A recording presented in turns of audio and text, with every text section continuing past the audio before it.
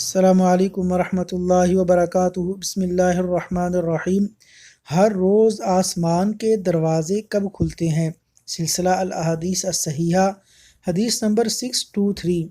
حضرت عثمان بن ابی العاص الثقفی رضی اللہ عنہ سے روایت ہے کہ رسول اکرم صلی اللہ علیہ وسلم نے فرمایا، آدھی رات کو آسمانوں کے دروازے کھلتے ہیں اور ایک منادی کرنے والا اعلان کرتا ہے، کیا کوئی دعا کرنے والا ہے کہ اس کی دعا قبول کی جائے؟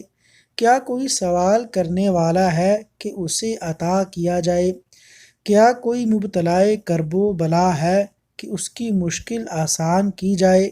کوئی مسلمان ایسا باقی نہ رہے گا کہ جو دعا کرے اور اس کی دعا قبول نہ ہو، سوائے زانی عورت کے جو اپنی شرمگاہ سے دھندہ کرتی ہے، یا پھر جو مسلمانوں سے 10% یعنی جبری غنڈہ ٹیکس وصول کرتا ہے۔